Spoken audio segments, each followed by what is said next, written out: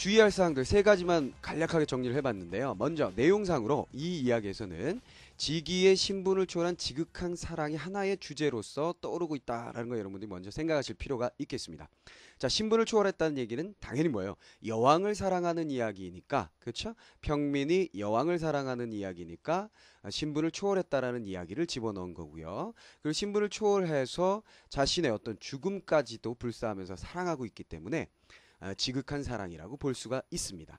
그 다음에 화신의 내력과 불을 예방하는 풍속이다 그랬는데요. 이 이야기를 통해서 또 전달한 하나의 메시지가 과거에 우리 선조들이 화재의 원인을 화신, 불귀신에 의해서 나는 것이고 그것을 막을 수 있는 방법을 강구했는데 그런 방법이 하나의 풍속으로서 자리 잡았다 이런 얘기겠죠. 그 두 가지 얘기를 전달하는 이야기다 이렇게 보시면 되겠어요. 그 다음에 이 작품에서는 몇 가지 사물에 대한 소재에 대한 어떤 상징적인 의미를 여러분들이 또 알고 있어야 되겠는데요. 그 중에 가장 중요한 것은 역시 화신이니까 불로 변했잖아요. 그래서 불의 의미에 대해서 여러분들이 아는 것이 또 한 가지 중요한 요소겠습니다. 자, 불이라는 것은 여기서 사랑이죠.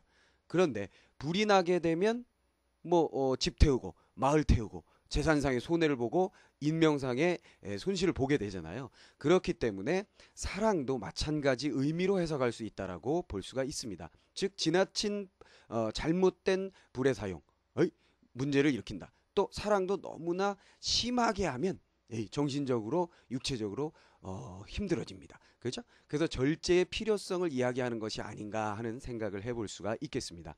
자, 작품 내용은 처음에 얘기했던 것처럼 아주 가벼운 마음으로 옛 이야기 듣는다 생각하고 정리를 해보시면 되겠어요. 자, 정리 들어갑니다. 신라 선덕여왕 때, 선덕여왕 때 직위라는 젊은이가 있었습니다. 주인공 직위 등장을 했습니다. 직위는 활리역 사람인데 하루는 서라벌에 나왔다가 지나가는 선덕여왕을 보았습니다. 그런데 여왕이 어찌나 아름다웠던지 그는 단번에 여왕을 사모하게 되었다 이런 얘기예요. 사실인지 아닌지 모르겠지만 선덕여왕이 아름다움으로 또 지혜, 예지 능력으로 유명했었다라고 역사책에는 실려 있습니다. 자, 선덕여왕은 진평화의 맞달로 여왕에 대해서 정보를 전달해주고 있군요. 성품이 인자하고 지혜로울 뿐만 아니라 용모가 아름다워서 모든 백성들로부터 칭송과 찬사를 받았지요. 그래서 여왕이 한번 행차를 하면 모든 사람들이 여왕을 보려고 거리를 온통 메웠어요. 지기도 그런 사람들 틈에서 여왕을 한번 본 뒤에는 여왕이 너무 아름다워서 혼자 여왕을 사모하게 되었던 것입니다. 그뿐 아니라 그는 잠도 자지 않고 밥도 먹지 않으며 정신 나간 사람처럼 선덕 여왕을 부르다가 그만 미쳐버리고 말았어요. 자, 이 결론 미쳐버렸다라는 것이 결국 뭘 얘기하는 거예요? 지극한 사랑, 상사병이 났다 이런 얘기죠. 지극한 사랑을 보여주는 부분. 아름다운 여왕이여, 나의 사랑하는 선덕 여왕이여. 직위는 거리로 뛰어다니면서 이렇게 외쳐댔죠. 이를 본 관리들은 직위가 짓거리는 소리를 여왕이 들을까봐 걱정이었어요. 그래서 관리들은 직위를 붙잡아다가 매질을 하며 야단을 쳤지만 아무 소용이 없었습니다. 그랬습니다. 자, 그럼 여러분들이 여기서 생각해 보실 건 뭐냐면 말이죠. 자, 미쳐버리고 말았다라는 직위의 상태하고 그 다음에 관리들이 말려도 아무런 소용이 없었다라는 이 두 개의 부분을 통해서 우리가 뭘 알 수 있게 되는 거예요? 지극한 사랑을 우리가 느끼게 되는 거고요. 그 다음에 또 한 가지 측면은요. 또 한 가지 측면은 관리들을 우리가 주목해 볼 필요가 있습니다.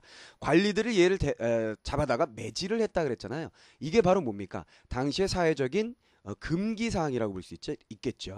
신분을 초월해서 사랑이 이루어질 수 없는 사회적인 운명적인 어떤 장벽이라고 볼 수가 있겠습니다. 그래서 여기서 관리의 의미는 장애 요소이면서 관습상의 장벽이다. 이렇게 생각을 해 주시면 되겠다 이런 얘기입니다. 자, 그렇게 어려운 내용은 아니니까요. 간단하게 정리를 해볼까요? 여왕의 아름다움에 반해 미친 직위. 자, 여기다 뭐라 그랬냐면 미를 예찬하는 이야기 부분이다라고 선생님이 정리를 하는데요. 이와 유사한 얘기가 향가 작품의 헌화가라는 작품에 잘 드러나는 얘기가 있어요. 또 유사한 내용이죠. 그러니까 옛부터 우리 민족은 아름다움에 대해서 예찬의 태도를 가지고 있다. 미를 굉장히 숭상하는 그런 민족의 정서를 가지고 있었다 이런 얘기예요. 헌화가 내용은 순정공의 아내인 수로 부인을 수로 부인의 아름다움에 빠져서 어떤 노인이 꽃을 꺾어준다는 얘기죠. 그러니까 수로 부인이 이렇게 행차가 지나가다가 바위 틈에 있는 꽃을 보고서 저 꽃 너무 아름다워, 누가 따다 줄 거야. 그런데 너무 위험한 곳이어서 사람들이 저보다 망설망설하죠. 그때 소를 끌고 오는 한 노인이 제가 부끄럽게 생각하지 않으신다면 제가 꺾어다 드리죠 해가지고 딱 꺾어준다는 얘기입니다. 자, 그런 얘기가 있어요. 헌화가에. 여기서도 미를 예찬하는 얘기라고 볼 수 있고, 마찬가지 지기소라에서도 그녀의 아름다움, 손덕여왕의 아름다움에 반해버리는 이야기를 통해서 미를 예찬하는 우리의 민족의 정서를 볼 수 있다. 이렇게 정리를 하시면 될 것 같습니다. 첫 번째 부분은 어쨌거나 손덕여왕의 아름다움에 반한 지기의 이야기였습니다. 자, 다음 단락.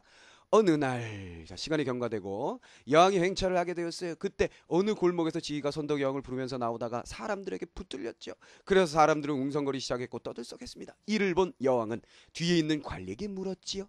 대체 무슨 일이냐? 미친 사람이 여왕님 앞으로 뛰어나오다가 다른 사람들에게 붙들려서 그럽니다.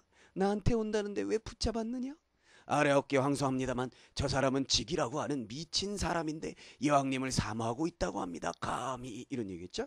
관리는 역시 장애 요소, 그렇죠. 관습을 반영한 인물이라고 볼 수 있겠죠. 큰 죄나 진 사람처럼 머리를 숙이며 말했어요. 고마운 일이로구나. 뭐예요? 자신의 아름다움에 대해서 알아주고 그것을 따른다라는 것에 대해서 고맙게 생각하는 태도를 보이고 있어요.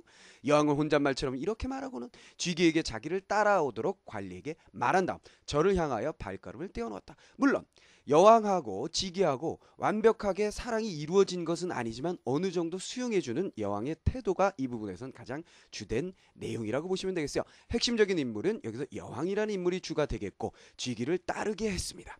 자, 여기서 우린 뭘 볼 수 있다고? 여왕의 포용적인 태도를 확인할 수 있게 된다라는 거 여러분들이 정리를 해주시면 되겠습니다.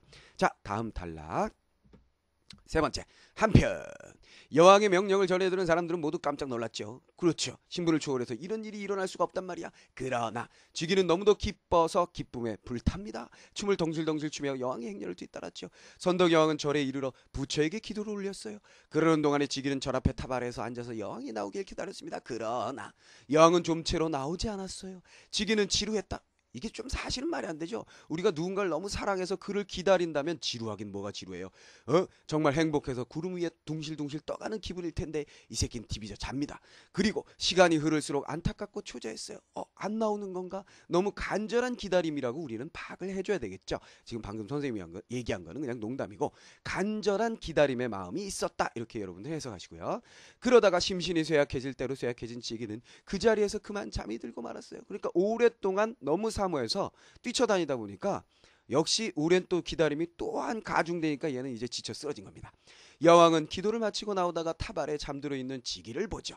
여왕은 그가 가엾다는 듯이 물끄러미 바라보고 팔목에 감았던 금팔찌를 뽑아서 지기의 가슴 위에 놓고 다음 발길을 옮기게 되었습니다. 자, 그럼 여기다 선생님이 금팔찌를 밑줄 그어놨잖아요. 요 소재도 요 사물도 이 작품에서 굉장히 중요한 의미를 갖게 되겠습니다. 어떤 의미냐? 자, 여왕이 지기에게 금팔찌를 주었습니다. 간절하게 기다리고 있던 지기, 잠든 지기에게 금팔찌를 주죠. 그 금팔찌의 의미는 뭐냐? 그럼 뭐예요? 신분을 초월해서 정이 교류되고 있다라는 겁니다. 완벽하게 사랑이 이루어진 것은 아니지만 어쨌거나 신분을 초월해서 그의 마음을 전달하고 있으니까 정의 교류 정도로 우리가 해석을 해볼 수가 있겠습니다. 자, 네 번째 단락으로 넘어갈까요? 여왕이 지나간 뒤에 비로소 잠이 깬 찌기는 가슴 위에 놓인 여왕의 금팔찌를 보고 놀랐습니다. 그는 여왕이 금팔찌를 가슴에 꼭 껴안고 기뻐서 어쩔 줄 몰랐어요. 계속 기쁨의 도가니입니다. 그러자 그 기쁨은 다시 불씨가 되어 기쁨이, 그렇죠? 기쁨이 바로 뭐로 변했어요? 불씨로 변했어요. 중요한 얘기가 나오게 된 거죠. 가슴속에 활활 타오르고 있었다. 그러다가 온몸이 불덩어리가 되는가 싶더니 이내 숨이 막히는 것 같았다. 가슴속에 있는 불길은 몸 밖으로 터져나와 지기를 어느새 새빨간 불덩이로 만들고 말았다. 처음에는 가슴이 타더니 다음에는 머리와 팔다리로 올맞아서 마치 기름이 묻은 손뭉치처럼 활활 타올랐습니다. 지기는 있는 힘을 다하여 탑을 잡고 일어서는데 불길은 탑으로 옮겨져서 이내 탑도 불기둥에 휩싸였어요. 지기는 꺼져가는 숨을 내쉬며 멀리 사라지고 있는 여왕을 따라가려고 허이적 걸어가는데 지기의 몸에 있는 불기운은 거리에 퍼져서 온 거리가 불바다를 이루었던 것입니다. 이렇게 되어 있습니다. 자, 정리해보면 이게 뭐예요?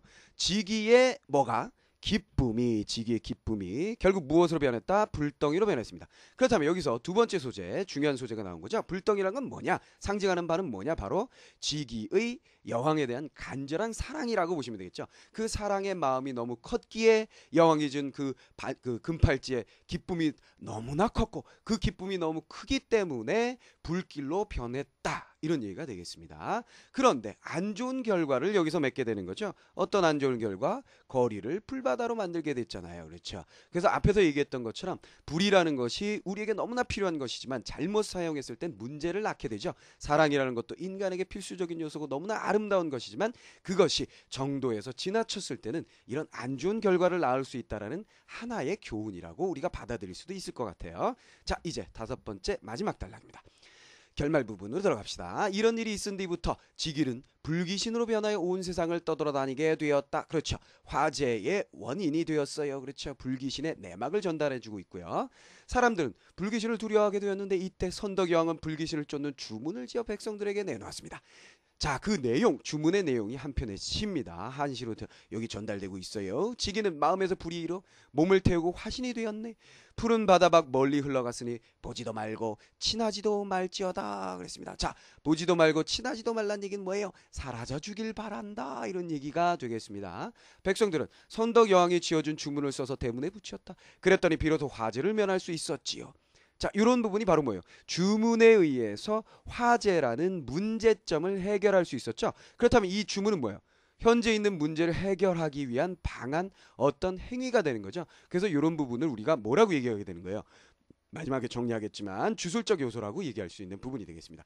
이런 일이 있은 뒤부터 사람들은 불귀신을 물리치는 주문을 쓰게 되었는데 이 불귀신이 된 지기가 선덕여왕의 뜻만 쫓기 때문이라고 하더라 그랬습니다. 자, 여기도 마찬가지 뭡니까? 지기가 선덕여왕의 뜻만 쫓기 때문에 불귀신이 되어서도 사라졌다. 결국 뭐야? 지극한 사랑, 사랑의 정도를 이야기하고 있는 부분이라고 보시면 되겠어요. 여기 뭐라고? 지극한 사랑을 또 보여주는 부분이라고 보시면 되겠고, 요 주문이라는 것이 주술적인 요소, 주술적 요소라는 거.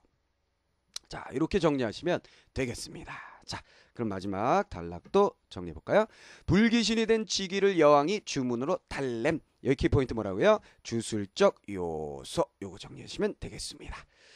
자, 그러면 다시 처음으로 돌아가서 키포인트 다시 한번 확인하고 마치도록 하겠습니다.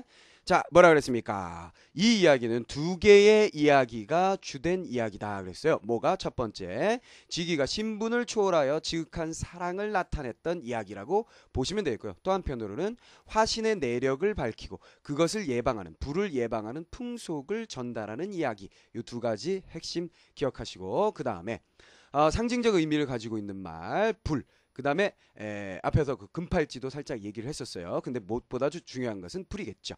불은 지기의 선덕 여왕에 대한 지극한 사랑을 상징하며 그 사랑이 결국 불이 됐다라는 것은 절제의 필요성을 이야기하는 것이 아니냐, 이렇게 정리해 볼 수 있다 그랬습니다.